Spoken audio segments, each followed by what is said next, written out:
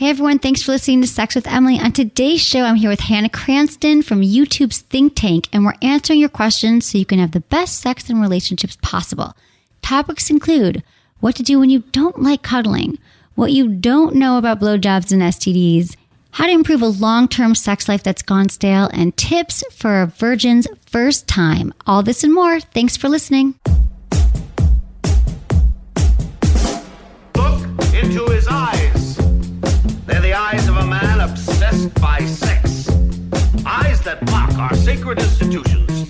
Bedroom eyes, they call them in a bygone day. Hey, Emily, you got a boyfriend? Because my man E here, he just got his heart broken. He thinks you're kind of cute. A girl's got to have her standards. Oh, my. Do women know about shrinkage? Isn't it common knowledge? What do you mean, like laundry? It shrinks? Can we not talk about sex so much? Are you kidding me? Oh my God, I feel so good. Being bad feels pretty good. But you know, Emily's not the kind of girl you just play with.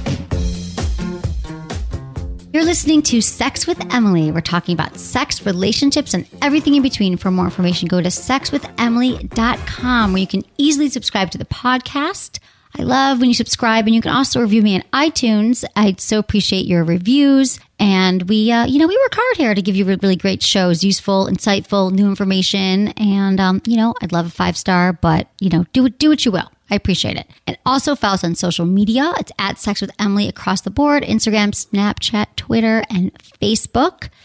And then what else do I want to tell you? I want you to go to sexwithemily.com/podcast, and you can see our entire show archive, summary notes, all the stuff we talk about in today's show. It will be really easy for you to follow along, because you guys often email me like, what was that thing you said? Or what was that toy you mentioned? Or that article? It'll all be up there.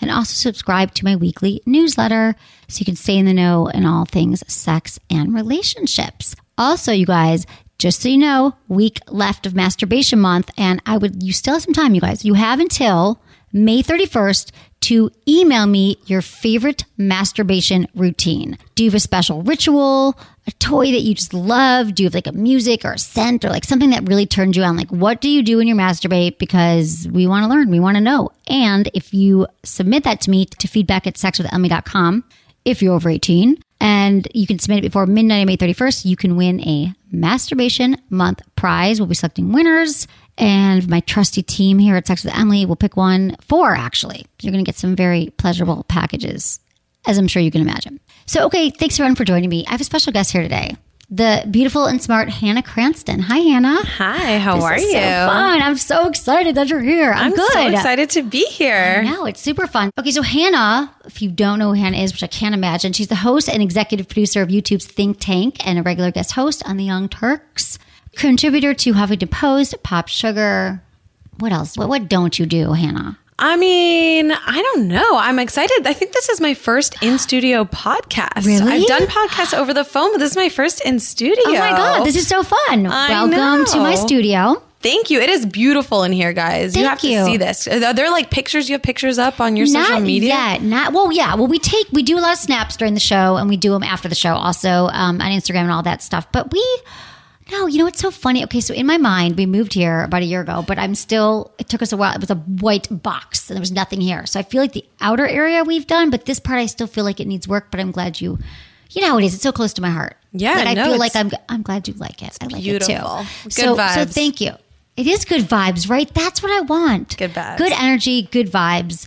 I'm glad you're here. And I loved being on your show. It was for Valentine's Day on your YouTube channel, which is crazy, like a bazillion downloads.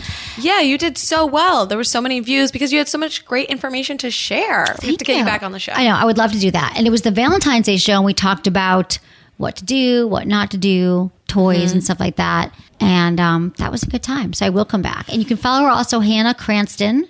C-R-A-N, I should spell it because Hannah can spell like 16 ways. It's true. It's true. Hannah-Cranston for Twitter and Instagram. Hannah Cranston, host for Facebook. This is all going to be on our website. So, okay, what the hell is going on with you? What's the latest? Yeah, the latest is obviously doing Think Tank. And you guys can check that out at youtube.com/Think Tank, where we talk about basically whatever is going on in the news, recently, some current events in the political sphere. And then I've been doing some fun Facebook videos for the Young Turks that really kind of delve into some more issues. Like today I covered mandatory minimums, but I've also been looking at like sanctuary cities and what really these terms mean and how people can like learn more about what is being talked about in the media. Well, I love that you do it in such a fun way too, because you're really fun to watch. You're smart, charismatic, and it's like there's so much going on now with politics, for better or for worse. No, I know it's mostly worse, but you make it very digestible for people. If they haven't been following, like, just go check out Hannah and she'll tell you about it. And then she's like fun to watch and smart. So it's good. Emily. Yeah, I mean it. I was just like watching. I was laughing out loud. Yeah, I do that.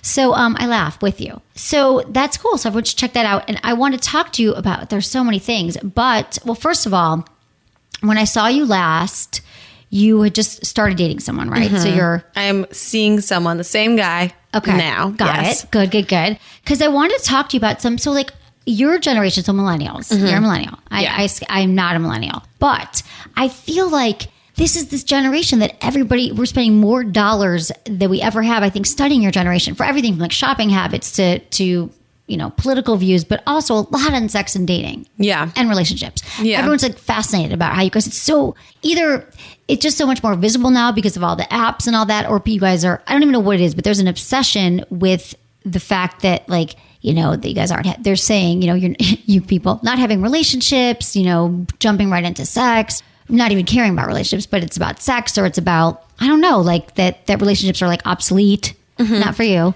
But what's going on? Yeah, so it's really Why are we all obsessed? We're a great generation to be obsessed with about. But I think it's really interesting because the thing is like we're actually having sex with fewer partners than generations prior. So I think it's sort of conflated, I guess, in the media with the fact that we don't have as much stigmas around sex. So because we're a lot more open about sex and there's not all of these like sort of barriers and like confines trying to hold us in, and women are allowed to be more free with sex and things like that now than they were. I think that's where people get the idea that we're like just like sleeping around, but in fact like we have fewer sexual partners than our parents' generation, which is really interesting. Exactly. Yeah. No, I find that really interesting because that is what's come out. It's not that you're sleeping around. You might even just be maybe going on a lot of different dates or dating sites, but not necessarily like having sex, because you're right. It's been around, or you have a lot of information about it. Is that what you think it is? You're like, yeah, I could have sex at any time, but I'm kind of focused on my career. Or I'm focused on my friendships. Like, why do you think that that's not as much of a thing for you? Yeah, I mean, for our generation, I think part of it is because more of us are going to school, so I think we're putting off that, and I think there is the internet, right? And so you're not as like you don't have to be as curious physically because you can sort of look at some of the information online. And now we have better like comprehensive sex education, which shows that like people actually sort of delay sex anyway. Right. So I think those are some of the reasons that we're. How was your sex education? Like, how did that look?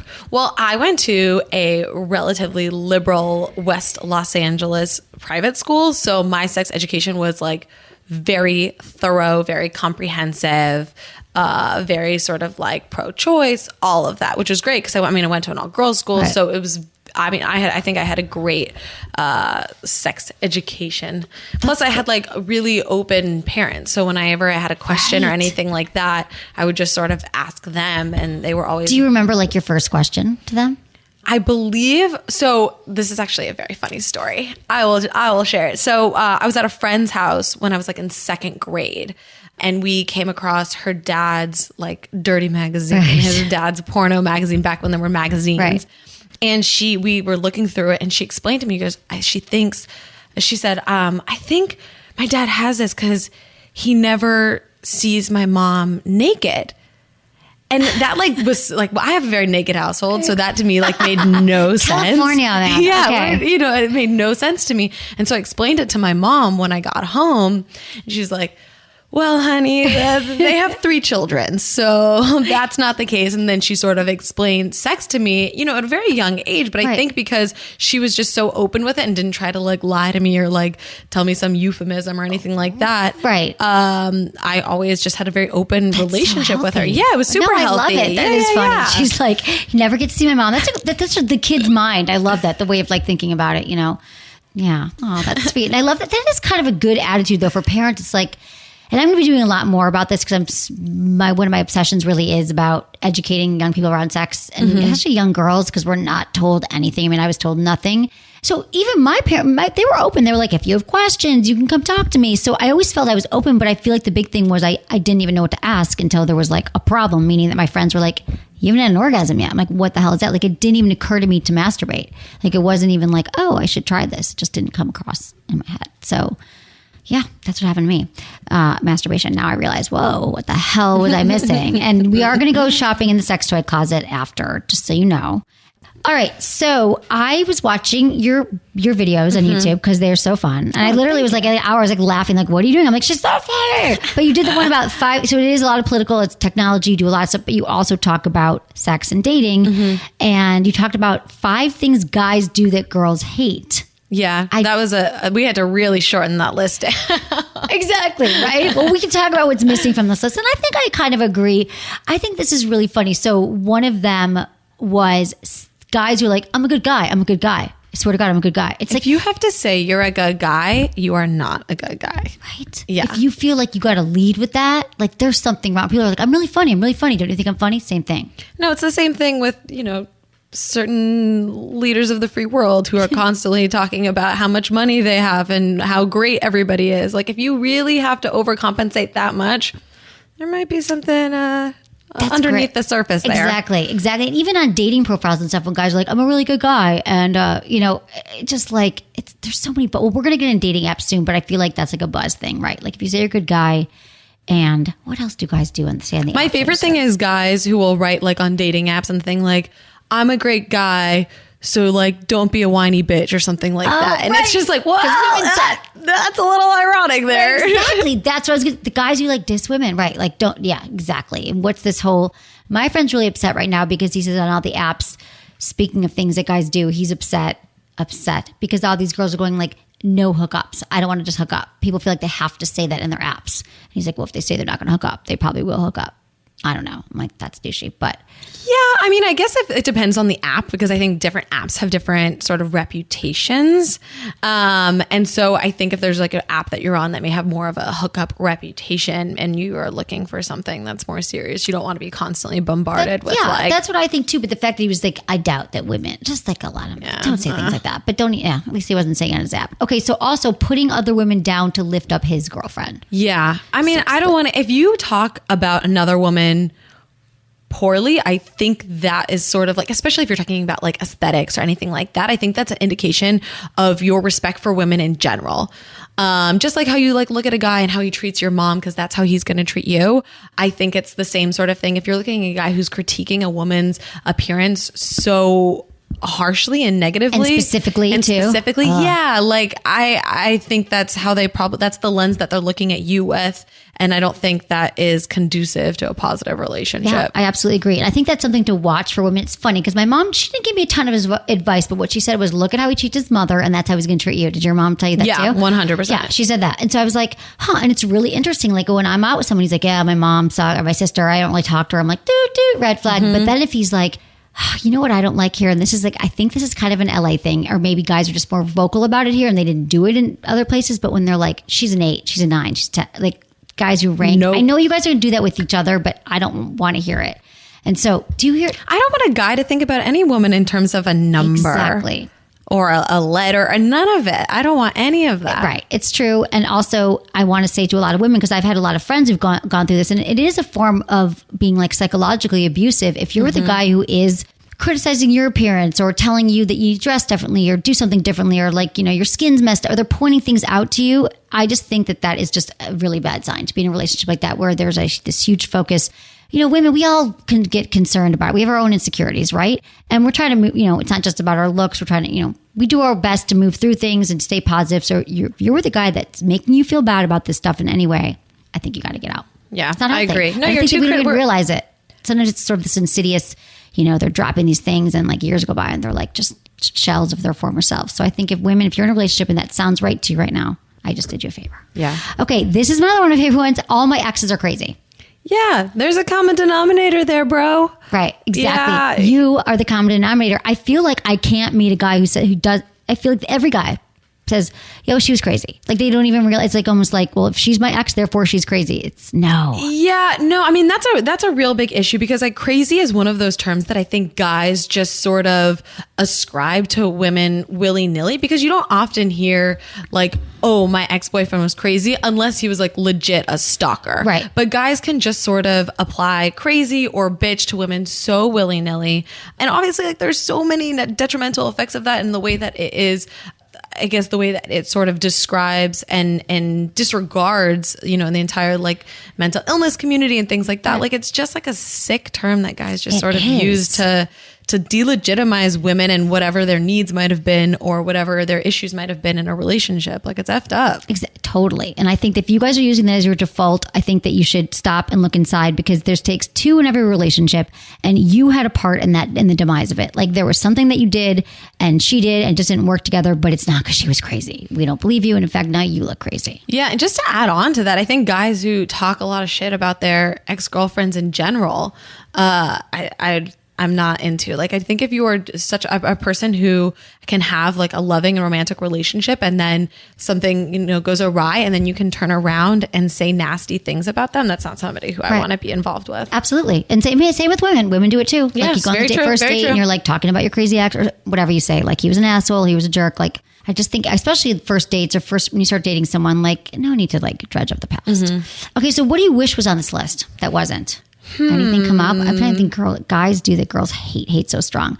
There's so many. I know. I'm trying to think to like okay, pinpoint one. I don't like when guys say, well, okay, this is a personal thing, but when they pretend that they're not, I think there's this whole like casual playing it cool thing. So how about like this when guys are like, oh, I didn't check you out on Facebook or I didn't listen to, I have this whole thing where they like, oh, you have a podcast? I didn't listen to it. But then they say things where I know that they listened or they have done a deep dive maybe, but they pretend they don't know anything or they don't care. Does this happen to you Yeah. So I've definitely had people who've like revealed later on that they like checked out my YouTube or checked out my social media, but tried to play it cool. Like just be honest with what you're doing. And I think that goes across the board, like from the outset, like be honest if you've like snooped somebody, but also be honest. Like if you're into somebody, guys try to play it cool, like right off the bat, be like, oh, I'm not really that interested. Can we talk about that? That's like the game playing. Yeah. I am not a game player at not all. Either. And that really just like rubs me the wrong way. Like the second I feel like you're starting to play games, like adios. Exactly. Do you feel like, okay, so I'm sure, are your friends single, dating, kind of everything across the board? Yeah. So I'm sure you talk to your girlfriends Good about little it. mix. Yeah. So I feel like there's this whole also because everything is texting now, right? And so I feel like there's this whole, even this is just the basic games, but don't double text. Wait as long. Have you heard of like wait? Yeah, you have to wait longer. No double texting. I heard one when I was dating last year that you shouldn't have a date, like especially in the beginning, on Fridays or Saturdays because those are like prime nights and you're going to indicate that you're too into the person or whatever. So dates have to be on Sunday nights or Tuesday nights. Right. No one wants to go on Sunday. I work. I'm sorry. Like I'm not having a date with you on a Sunday night. Exactly. Like you can meet me on the weekend when I have free time. Thank you very much. Right. I don't know. Yeah. So I feel like I just feel like it's. I mean, there's games have been around since the beginning of time, but I think that if you're with someone, you're just honest and you're yourself, and you're with somebody, and I think it just saves you a lot of time. I think it makes us crazy. All these and also with texting, no one's really talking. So then there's all this stuff that's happening that we're not even understanding what the other person's saying, and we jump to conclusions. So and they're not always helpful.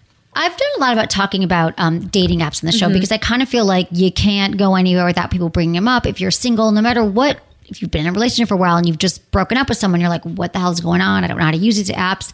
If you've been married and maybe divorced, I have people who are like in their 40s, 30s, 20s, like 50s. Everyone's using apps.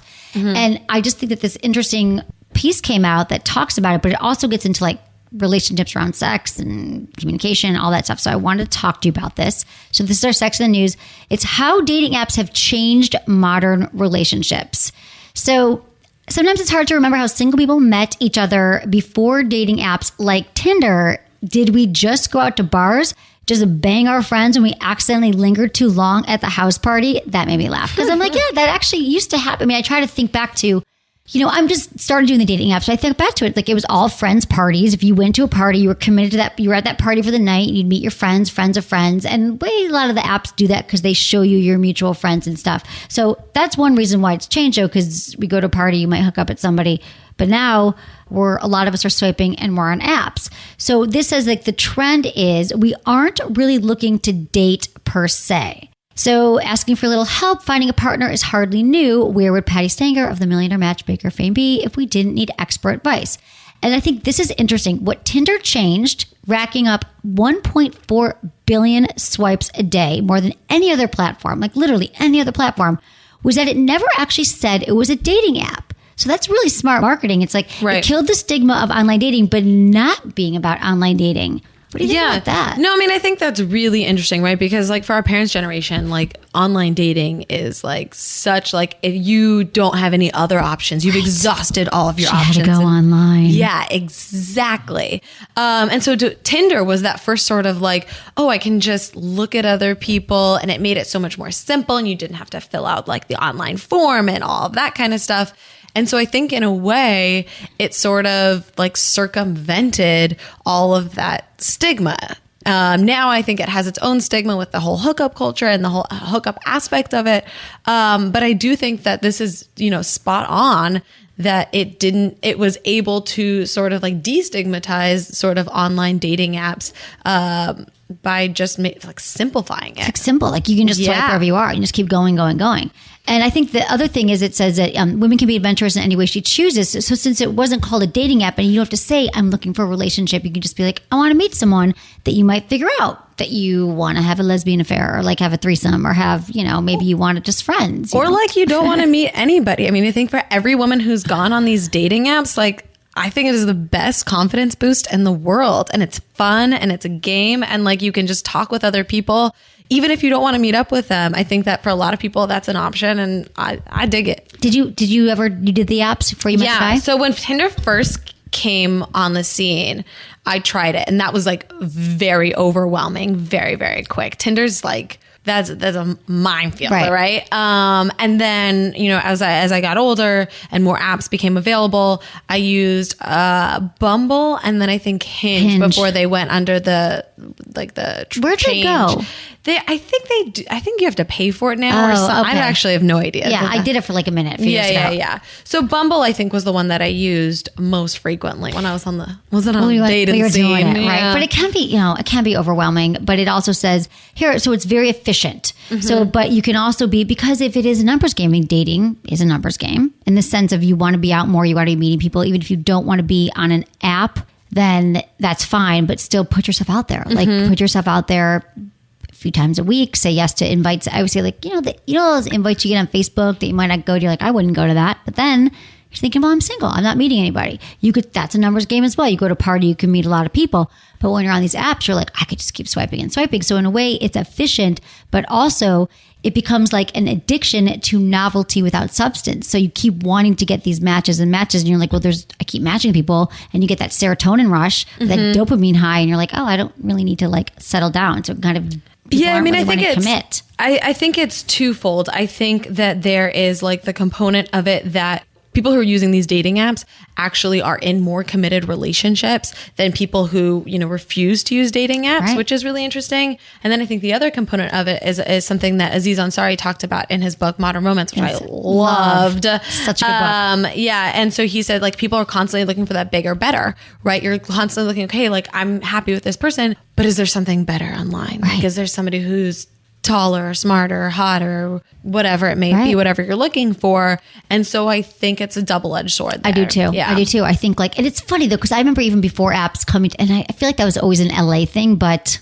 I think it's everywhere, the bigger, better deal. And I remember coming here like 10 years ago for work, and you're like, oh yeah, everyone's looking for the bigger, better deal in LA. I think that's, maybe that's everywhere, but also with the apps, there truly is. You get home from a date, that was a good date, but there's 30 more people I can match with. Yeah, I mean, I didn't meet the guy that I'm currently seeing on a dating app, but when I was doing the dating apps, what I started doing, which I think really helped me be more present with my dates, is that once I like swiped and I like was connecting with somebody and we were going to plan to go on a date, I stopped going on the app until like it, dissipated. That's good. Yeah, because then you're not like talking with other people and it's distracting. Like you want to be present with that person. Right. And then if that doesn't work out, then you can go back on, but you don't want to have it not work out because you're like, oh, well, maybe this will work out with this guy or this girl or whatever it may be. Right. Because you're like, there's no like end game. You got to think about like, what do you want? And I understand also the dating, through the process of dating, you do kind of learn what you like and what you want and what you don't want. Yeah. But then also eventually I think time to like maybe try being in a relationship. And maybe that's not happening as much because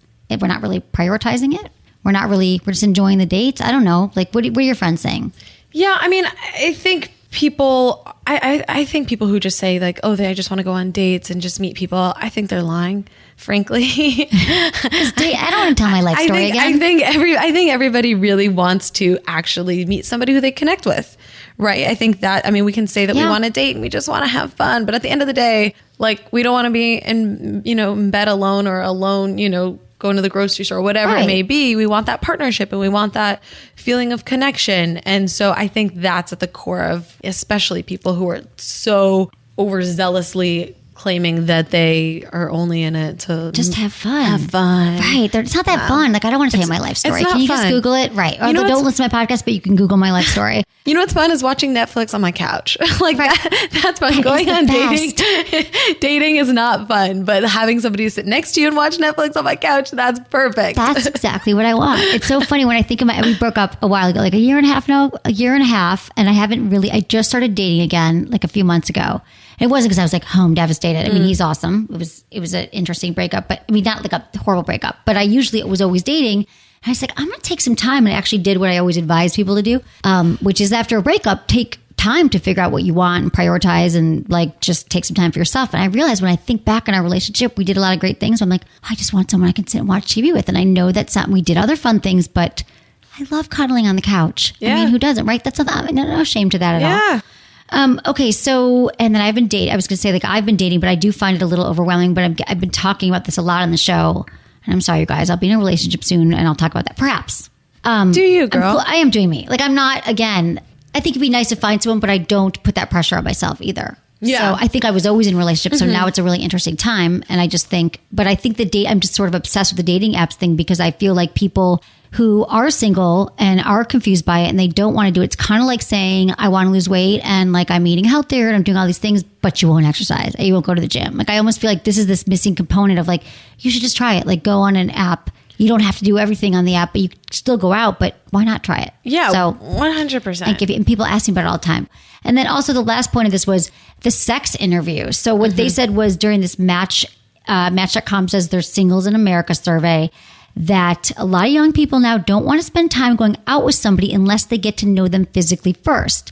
You can learn a lot about people between the sheets. Are they kind? Can they listen? Do they have a sense of humor? Millennials are using sex as an interview tool and even a courtship tool to jump start the relationship. Have you found that? I know that this is not for me. You. Yeah, right. I'm very old school when it comes to this. Like I want to build up. Yeah, I want to build up the relationship. I want that emotional connection, the talking, all of that stuff before I even get close to the sexual component of the relationship. But like I feel like okay, and I'm the same way. Yeah. But these girls, like Jamie, who works with me, she says, she's like 23, and she's like, oh, I'm way more comfortable just having sex with a guy than even talking to him. Like, I think I'd rather get to know that that feels comfortable and then I'm more comfortable talking. So I'm just wondering like, oh, so you're like this millennial in the study. Yeah. I mean, I definitely know people who want to like, what's the phrase? Like do a test run with the car before they buy it or what, try the milk before they buy the cow. I don't know. There's like there's got to be some weird analogy. Try I think I'm mixing. Sip the milk. I get it. Right. Why buy the cow if you get the milk for free?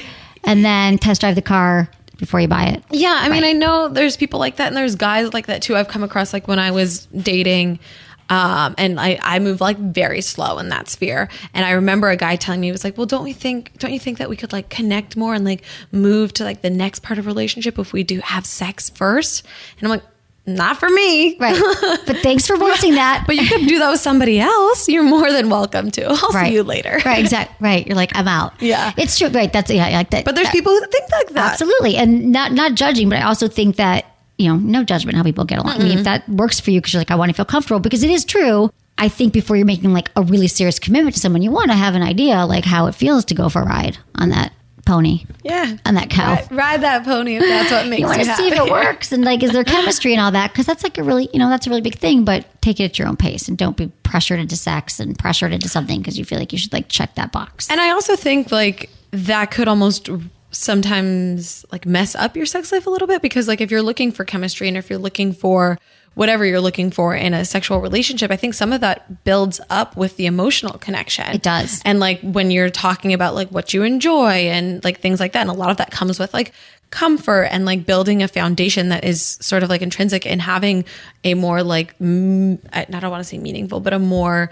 like well-rounded relationship. Absolutely. No, that is absolutely true. That it does matter, because I think also for women, especially for women, that the more like safe and comfortable we feel with someone, and the more that we feel like we know them and that we can trust them, like the better sex we're going to have. And that that happens over time. Like, I don't know, maybe like I've had, one night stands. If you really stop and think about it, they're great stories. Maybe it was fun, but I was like, oh, I was drunk. I don't really remember. And it's like a great story, but was it not the best sex of your life? Typically from like a quickie or something, or a quickie or a one night stand, or a quickie one night stand.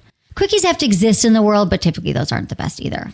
I think you need time to warm up. Like I feel like the thing with the quickie sex is that it's exciting, it's fun, you can move, but you're not. I don't know. For me, I'm not going to have an orgasm like it's in 6 minutes, but it's fun. We can check the sex off the list. I'm not saying it has to all go for 2 hours, but you understand what I'm saying. Okay, so that's what we're going to do. Sex in the news. Any other final words about that? I'm trying to think. If you have anything final, but I just think that you guys, I think it's interesting what's happening right now, and I understand it's overwhelming. I do think that stigma of the hookup apps is there, but I never really understood it, because if you could say no hookups, that could work, but no one's got a gun to your head. No one's going to make you hook up with them. It's like, I never found that guy was like, oh, I thought you came on a date with me, we have to hook up. So I just don't want people to feel that pressure and think like, I'm not going to do it because it just means that you think I'm going to hook up, because you have a choice. Yeah, I mean, you do have a choice. Obviously, like with the dating apps and like meeting strange people, you should, be careful and like do your due diligence on whoever. I mean, I think that's important too. Like do your due diligence, which is also available with, the internet and things like that. But just like how we have so many options with like the news sites that we look at, or where we buy our clothes online or whatever, like dating is just sort of within that. And so I think we are getting, more comfortable with it. I think the stigma is going away. I mean, there's so many marriages now and people who have met online. Like 3 to 5. Yeah. It's absurd. So, might as well join the party. So true. And I've also heard that like 3 out of 5 marriages, this is going to be dark, sorry, but they end because of Facebook. Like I feel like people cheating. People find that their partner is, I was going to say get off Facebook and get on the apps if that's what you're going to do. Don't go after someone else's wife or husband. But I've been just hearing these things about like old high school boyfriends coming back and that relationships are ending as that. And I've actually hearing it in real life. Yeah, I mean, that's the thing is like with these sort of apps and like when you're looking for the bigger better, or with Facebook or whatever it may be, there's always like somebody on the back burner, whether it be like an old flame or if somebody that you're sort of like looking onto to see what's next. I forget what it's called. Oh, I think it's called like a cushion. That's the new term. Makes sense. Yeah, it's like you have like a cushion. So if you're starting to feel like you are, it's getting rocky with your significant other, people will get themselves like a cushion person to cushion the blow when they break up and they have somebody on the back burner. God, it's like your safety score or something. Be present. Be present. Be in your relationship. Yeah. Exactly. That's one way to not be present. I could see that. Just you guys, if you're in a relationship, like be in it. That's the thing. So many people have like 1 foot in, 1 foot out. If you're going to spend, like, be efficient, be an efficient dater. If you're in it, like, just be in it. What's that like to be completely present with the person you've chosen to date right now, without swiping, without checking out your ex from high school on Facebook? See how that goes. Try that out. Okay, Hannah, you're awesome. Hannah Cranston. We are going to give a shout out to our sponsors now, and then we're going to get on to some emails. I get a lot of emails from my listeners. I would love your help answering the questions. And thank you, everyone, for supporting my sponsors. I love them, and thank you. I hope you do too. We'll be right back.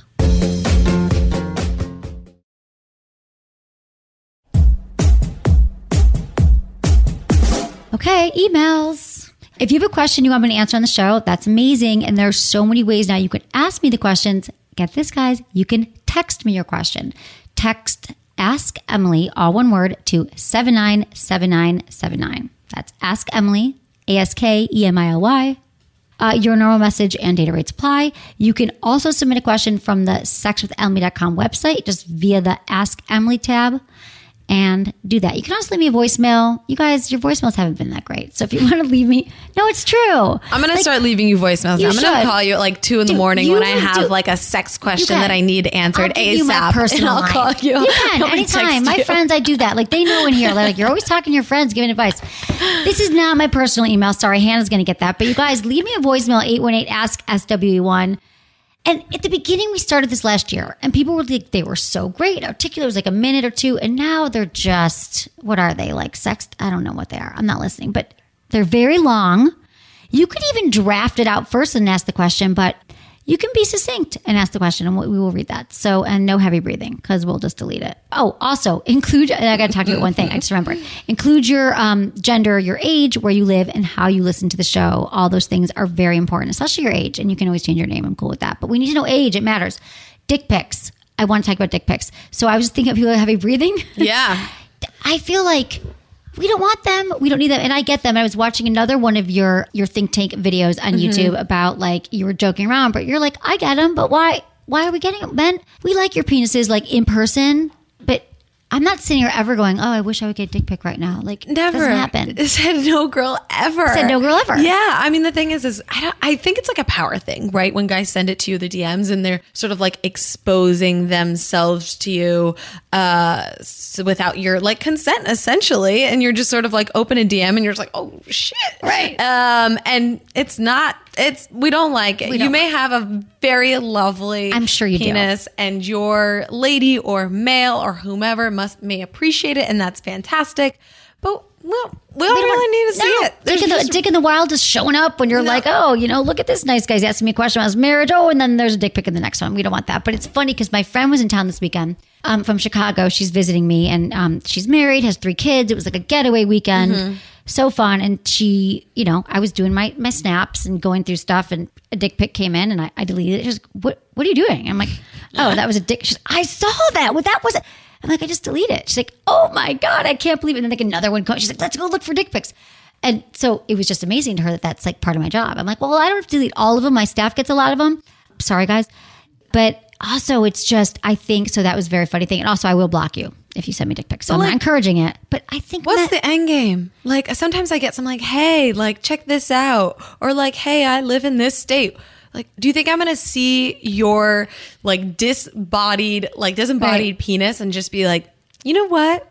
Forget this life. I'm moving to Oklahoma. Right. We're going to have a family together, and this is going to be happily ever after. Like, that's not going to happen. Right. I'm buying a plane ticket now. I'm out the door. Bye, Mom. Yeah, it's really not going to happen. I feel like for a lot of guys, it's like they're so excited. Like kind of like a cat or something who brings in like a dead mouse. And they're like, oh, and they come in, if you have a cat, they're like, oh, look at my mouse. Look at my mouse. I'm so excited that I killed it. And you're like, oh yeah, like that's great. I think men are like, is my penis great? It's so great. I love it. Do you love it? Yeah, but I have a feeling that the guys who are sending DMs or snaps of like penis, maybe snaps is different, but like DMs, like I am not convinced that they are sending pictures of their own penis every single time. Good because point. I've never seen like an average length penis like set. They're always like absurd. Right. You know what I mean? They're probably just getting them from porn or something. Guess. That's hilarious. Yeah, that's a good point. I don't investigate them that carefully, but you're right. They're never like. I'm not. I get what you're saying. You can tell if it's a different kind of penis. They're sending like they're plagiarizing. What is it called? I guess they're plagiarizing other people's dick pics. Okay, whatever it is. Don't steal dick pics. Don't send your own dick pic. Okay, let's get into emails now that we covered that really important subject. And women, you should not send pictures of yourself either, even if they're solicited. Ever. I never have, especially with your face. I think if you want to send a picture and it's like consensual and somebody's asking and you're down for it and you're old enough to not feel like pressure to do what you will, but I feel like don't do it unsolicited. Don't do it unsolicited, but even, okay, so this is a whole other topic, which I won't get into, but I think even if you're in a relationship or casually dating someone, that's like this currency. If a guy asks women like, I should send it, but I just want you to know that the second he gets it, he's going to turn to who's ever next to him and show it. guys, they do that. Yeah, no, I've been there. I've been that person. I'm like, I don't need to see that. Yeah, I think that women do it too. is a risk that you should be willing to deal with if just be cool with that. Just know that if you send it and it's empowering and you love your body, and you could send it, but just know that it's not private. Right. Yeah. I haven't heard about that. Okay. Which we all know what happened with the, what was it? The iCloud and all that stuff. So yeah, be careful. the fappening. Fappening. Thank you. Hi, Emily. I'm not crazy about sleepovers, and I definitely don't like it when a man cuddles up to me while I'm trying to sleep. When a guy does sleep over and I explain how I don't enjoy cuddling, they think I'm kidding and do it anyways. How can I get it across that I don't want to be touched when I sleep? Better yet, how can I get the guy I'm dating, not seriously, to leave when we are already laying in bed together and it's the middle of the night? I don't want it to come off as I'm just in it for the sex. I just don't do sleepovers. Julia, 22, Florida. So I'm not a big sleepover fan either. Really? Yeah. So I totally get this. And I think it's really honestly about having that sort of like open communication. Like with a guy I'm seeing, like we talk openly about like, I just don't sleep as well when there's somebody else in my bed. There's nothing wrong with that. That's nothing against him. That's nothing about me. It's just like, I like you, but I also really like sleep. Well, that's the thing. I think, so do you guys not do sleepovers or just on the weekends? Every once in a while. Yeah, just on the weekends, not on school nights. Right. No, of course you got to bring all your stuff over. And like, I forgot my shoes. You got to run back and forth. But I feel like sleep issues has become a whole thing because I don't feel like sleep issues they've gotten so much worse that people just really are so tight, like need their beds, I feel like I never heard questions like this before. And I think like we're not sleeping. I think we're drinking too much coffee, we have too much anxiety, too much stress. Yeah, that's a possibility too. And I think with like the cuddling thing, because I used to hate cuddling. It was so not my thing. I felt like it was like stifling. I felt like it was holding me down. But I've found that with the right person, that you start to like it. Yeah. So like with the guy, like I never really liked cuddling. I didn't like being held. I didn't really like any sort of like a lot of physical affection. But then with him, like we are so like absurdly like physically affectionate with each other and like cuddly. And it was okay. And it was like natural for both of us, and I like it now. So I think it's like a person thing. It could be a chemistry thing, a comfort thing. Maybe you like feel safe with him and you feel, because it's an intimacy thing. So Julia, when you're cuddling, that is a very intimate act. I mean, you're having sex with them, but also cuddling is like you feel a connection to them and you feel safe and you want to be with them. It sounds like none of you said this guy's not very serious and you want him to leave. Like there's nothing wrong with that. And also not wanting to cuddle or do sleepovers is if that's where you're at right now. But I just think you got to be honest and just say to him, listen, this is so fun. I love having sex with you. I really need, like, it's just hard for me to sleep with other people in the bed. This has been fun. I like you. I don't want you to like think about it any other way. I just like really need my sleep. I got to get up early and, I'm super psyched to hang out with you and have a good time. Have them go. I mean, let them know ahead of time. So, they're not like taken aback and you're not like kicking them out. You can like let them know this is amazing or tell them no at dinner. Like I got an early day tomorrow. That's what it says. I think you should be upfront, like especially as a woman, we're so concerned that our needs are so like absurd or so, excessive and we're going to be called needy. Yeah, there's nothing wrong with having your needs and communicating them. I think that's actually really important, and being okay and not thinking that you're needy and saying these are totally acceptable. I'm aware of what I need from a relationship, and if you can't fit that, then I'll see you later. I think that's a great point. I mean, Julia, you're 22. I think I love that. I think that's great practice for you as well because Hannah, I love that point. I think that we're so not comfortable communicating and we put them on the back burner. We think like we want to be liked, we're going to be judged because we are often told that we're like excessive and we're extreme. And so I think that when it comes to relationships and sex, which is mostly we talk about in the show, is we give people permission to ask for what they want and to be okay with it, to feel comfortable, that it's practice because we're not taught how to do this. So Julia, the sooner that you just start saying, hey, listen, like I want you to do this like with the guy that you're sleeping with tonight, Julia. I'll just be like, hey, or this weekend. So this was fun. I want you to know that you and don't explain it. Just be like, I have a hard time sleeping with other people in the bed. This is really fun, but you're going to have to leave in the morning. Done. Stop talking. State it. And it's going to get more comfortable, not only in your relationships, but in everything else you do. And no apologies. Remember we talked about that when I saw you? No apologies. Don't say I'm sorry. Don't say I'm sorry. So it's funny. So I'm remembering when I saw you on your show, I try, and I say that around here too. I was like, you guys women just automatically say, I'm sorry, I'm sorry, I'm sorry. And I really try not to, although I still do it, but at least I'm more conscious that I do it. And I think that men are going around, oh, I'm sorry, I'm sorry, I'm sorry. Because we're always apologizing because we think we're too much, taking too much space. I just think it's a good practice for women to and I know that I've probably done it 6 times today, perhaps, but I'm working on it. And there was one more thing you told me not to.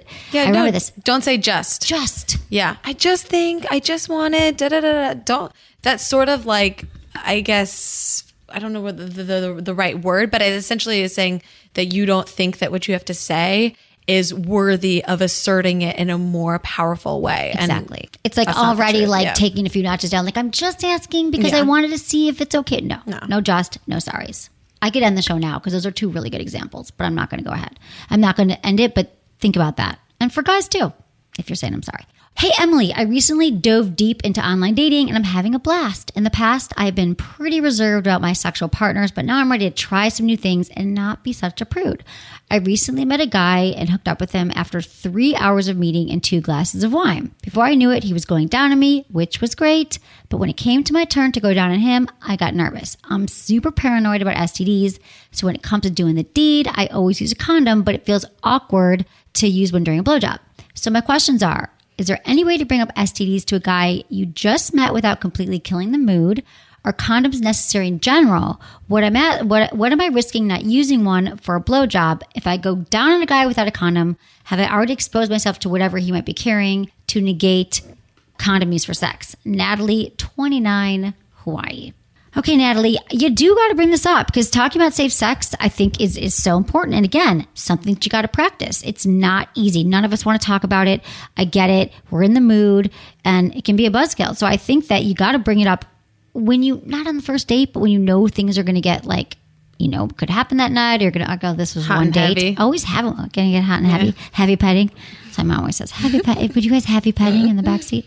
So I think that be prepared. I guess bring your own condoms, which is great. I love skin condoms. They're amazing. And I mean, here's what I think. So like, whenever you want to have sex, I am all for it, right? Like as long as it's consensual and you feel like in a great mood, like do your thing, girl.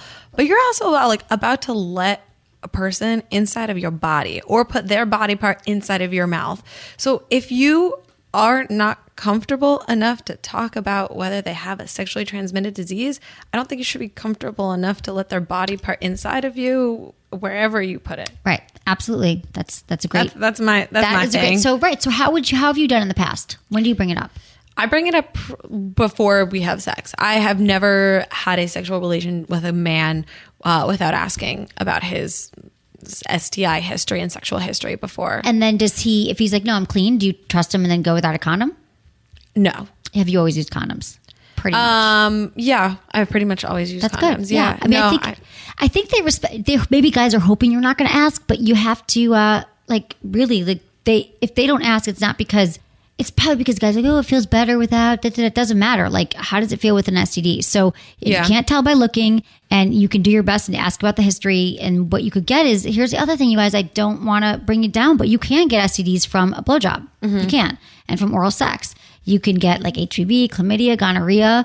So you want to protect yourself. I get that dental dams and condoms during blowjobs don't sound fun. I don't think that a lot of people do that, but you could wrap a dental dam around it or a condom. But I get that I don't know anyone who really does that, to be honest. Yeah. But that is I hope if you are really that concerned about it, then you absolutely should, but definitely during intercourse. And no, if you give him a blowjob without a condom, it doesn't mean that you should, I'm safe now, because whatever you're going to get from the blowjob, you're not going to get from intercourse. It's not true. Yeah. So you can still, like, there's more of it inside of you. There's more things that can happen than just contracting it through your mouth. So just use condoms. Just bring them with you and ask it. I'm telling you, the guy's there. He's with you. He wants to have sex with you. And if he's turned off by the fact that you brought it up, his history and using condoms, he's not the guy for you. Right. And also, like, if you think about it, like a guy, if he has the choice whether to like have sex or get head with a condom versus not at all, I think they're probably going to choose the former. Exactly. Yeah. Exactly. Guys love the head. They love the head. I'm just whispering. Okay. Great. So thank you, Natalie. Okay. Dear Emily, my wife and I have been married for over 15 years. We didn't talk about sex, as in not even saying the word sex.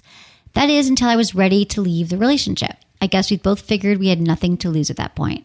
Once we actually talked about it, I discovered that my wife felt like I bullied her into having sex every time we did it for about 10 years. Needless to say, she doesn't enjoy it. However, we both want to stay in the relationship. I'm a little mad at her for not speaking up, although in her defense, I probably wouldn't have listened.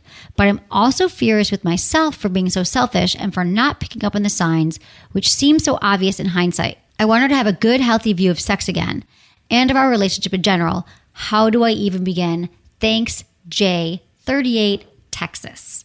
Yeah, that's a tough one. I think women have this like really messed up view of sex because we're told for so long that we're like not supposed to enjoy it. And if we do, we're a slut and all these like silly things. And so that when you get in a relationship and you get married or whatever, then all of a sudden you're supposed to be obsessed with it. And so it's like you get so many mixed messages before, and then you're supposed to turn around and have a completely different viewpoint. So you're obviously going to have like some complexes about sex. And I think it's really important to have sort of that open communication and be like, listening to Sex with Emily so that you can like learn how to have those conversations and figure out what works for her and how you can feel like you're having sex and everybody's like super excited about it. I know, exactly. That is interesting about how we're brought up that we have to always like it and then we don't. And we're so confused about sex. And my thing is that here's the thing, Jay, is that we are not taught to prioritize sex in relationships, which is something that I talk a lot about in the show, is that we talk about everything else with our partners. We talk about buying a house together and should we raise children and what religion should we raise them and what color couch should we get? But sex is something that he did not utter for 15 years in his relationship because we don't know how. Just like we don't know how to talk about STDs. And so I'm just saying, like, you got to start talking about it early on, right away. It's never ever too soon to talk about it. But what I love about this email, Jay, is I just want to thank you because a lot of people can probably they'll really benefit from your story because I think they can relate to sex kind of going, falling by the wayside after 15 years. But what I love about you, Jay, is that he was able to see his part in it. And I saw your internal struggle here because you're like, I'm mad at her for not telling me, but yet I feel like, I feel bad that I bullied her. And I probably wouldn't have listened anyway. So that was like a very mature statement, Jay. So like, I love that. And I understand that you feel selfish and how you let it happen, but you're so not alone because it's very rare and very remarkable that you've come to this place. So now it's all about repair because there's been a lot of stuff that, I want to say there's been some damage that's been done. And it's hard just to pick up and say, okay, we talked about sex, let's start having sex again. I just love that you guys are talking about it. And the reason why a lot of couples stop having sex is because, well, for a million reasons they don't talk about it, but also resentments build up. So it sounds like she, it could be something from years ago. It could be not even just one thing, but maybe she felt bullied and then she told you and then you like did it again. And then she's like, I'm just going to avoid it because you're saying, let's have sex tonight. Why are you on your phone the whole time? You don't want to have sex with me. I mean, I don't know how you bullied her. I'm sure it was like a verbal bullying and it made her feel bad about herself. And so there's other issues at play. When people stop having sex, typically it's because it's a symptom of something else. So it's not just like the sex was horrible. It's like maybe you guys have kids and she was, stressed out and who knows what. But I just want you guys aren't going to be able to snap your fingers and you're going to start having this mad, passionate sex again. I'm just telling you, how it is. But I think it's important for you guys to go back and remember the connections that you had at the beginning because we all love that honeymoon phase, like that early part when things were so amazing. And it's really hard to you're never going to get back to those first 6 months to 2 years because that's kind of biology speaking. But you can get back to getting to know each other again. Like I would say to you, Jay, take sex off the table for like a month. The two of you, I know that seems like crazy, but you've been having, not a lot of sex the last 15 years anyway. And you can start to kind of get to know each other again. Like if you take sex off, and I think this works for a lot of couples when sex becomes a problem, but especially for you guys, start kissing, start the foreplay, start like doing massages and exploring like what other erogenous zones are, like your kids, like you're just sort of not kids, but you're newlyweds or you're just starting to explore again because you can kind of channel that excitement again. Like that I'm telling you can't have sex, so it's like the forbidden. So now you got to focus on her breasts and you got to focus on different erogenous zones. Maybe you didn't know that her left nipple was more sensitive than her right nipple. So just slow it down, take the pressure of sex off, go back to kissing. Like kissing is the first thing. Dating. Like take her on a like romantic date night and try to connect and communicate and start the communication that's like not around sex first. And then that'll slowly lead to something that's more physical. But like she needs to feel connected to you emotionally first, exactly. I think, before physically, and then feel like she can open up about talking about what works for her and what doesn't work for her. Right? No, I think all these things matter. Dating, getting out of the house, taking vacations. Vacation sex is great, like taking time away. Yeah, maybe go on dates, special dates once a week and don't have sex.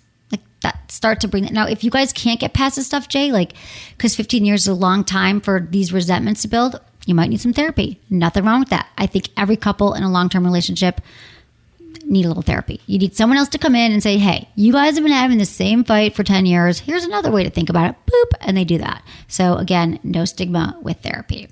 So Great advice there. Hannah, thank you. Jay, let me know how it goes. And Jay, I'm glad you guys made it this point. So it's just going to get better from here. I promise. Okay, we have a virgin question. Dear Emily, I'm a 25-year-old virgin. I've been a very sexual person. I enjoy watching porn and I masturbate regularly, but I have delayed having intercourse until I was with a person who I was comfortable enough with. I'm crazy in love with my boyfriend, and I know this is the person who I want to have sex with for the first time. He knows my personal story and is very understanding and accommodating. While I know my body well in terms of sexual gratification from my solo experience, I really don't know what to expect from a partner. What advice can you give me? Love the podcast. Faithful listener, Lily, age 25, Miami. Lily, I love you. I was reading this. I'm like, I want to hug Lily. You're amazing, because I'm sure you're a loyal listener because you took the time to get to know your own body. And this is what I always tell women and men. You guys think you know your body. You probably don't as well as you could. But for women especially, we think someday my prince will come and so will I. I'll be with this guy. The orgasms are going to flow. And it doesn't always work that way. So I want to help reframe your question, because she's asking, what can I expect from it? And I don't think it's about what to expect from a partner.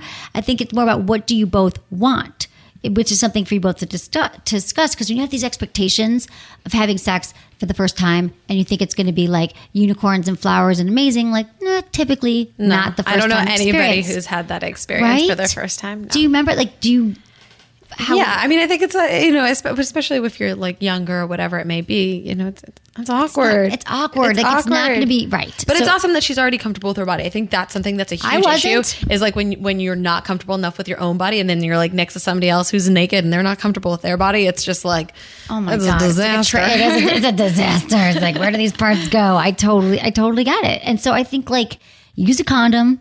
Go slow, go really slow. You said you've been very sexual. Do all that stuff. I don't just jump right into the sex.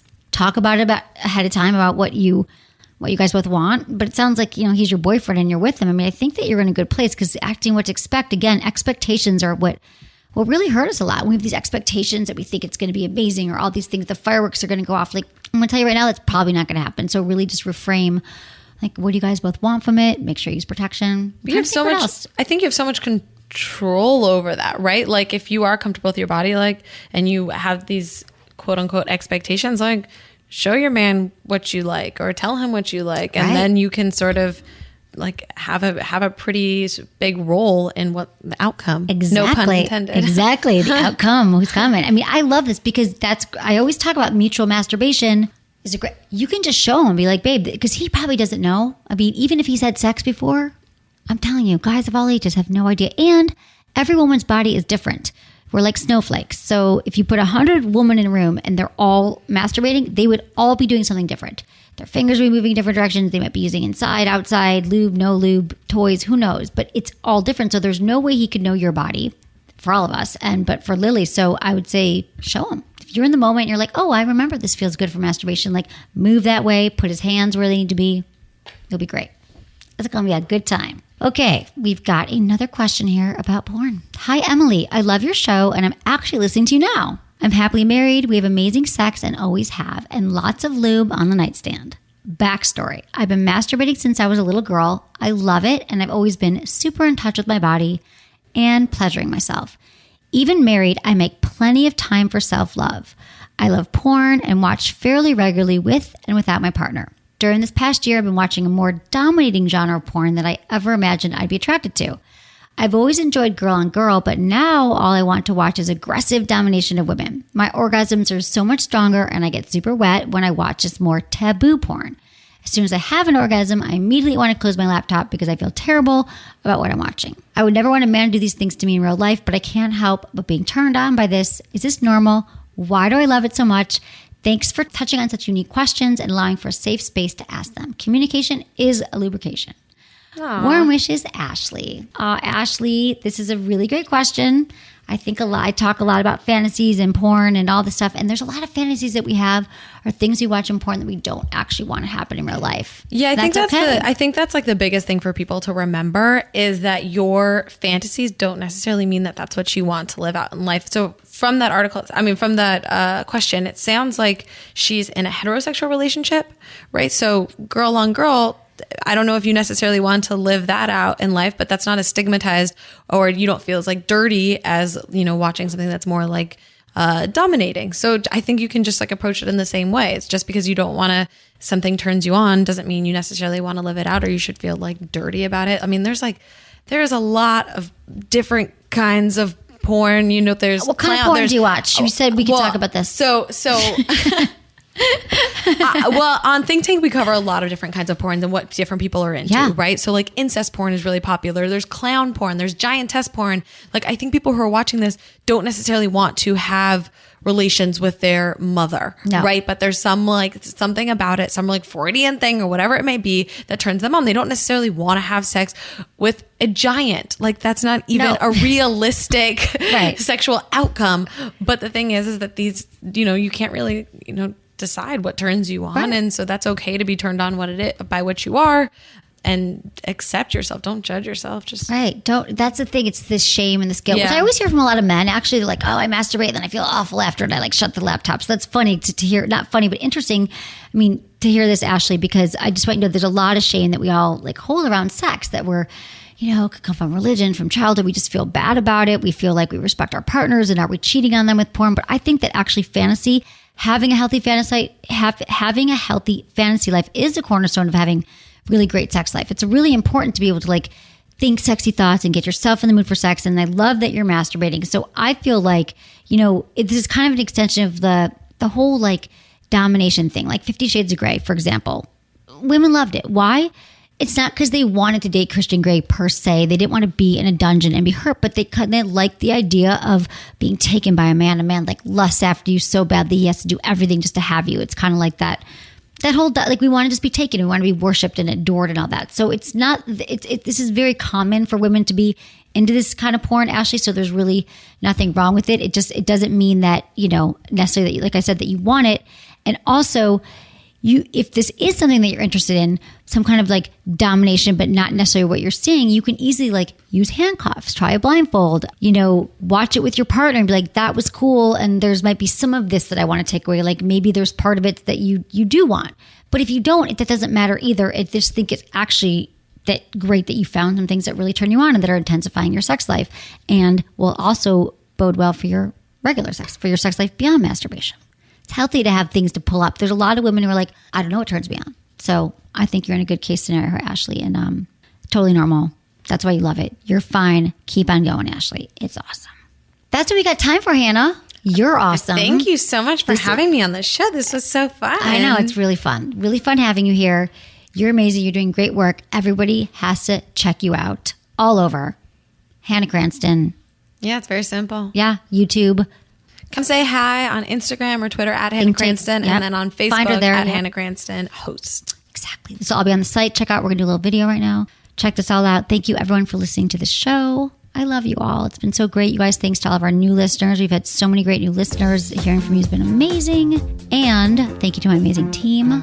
And thanks, everyone, for listening. Was it good for you? Email me, feedback@sexwithemily.com.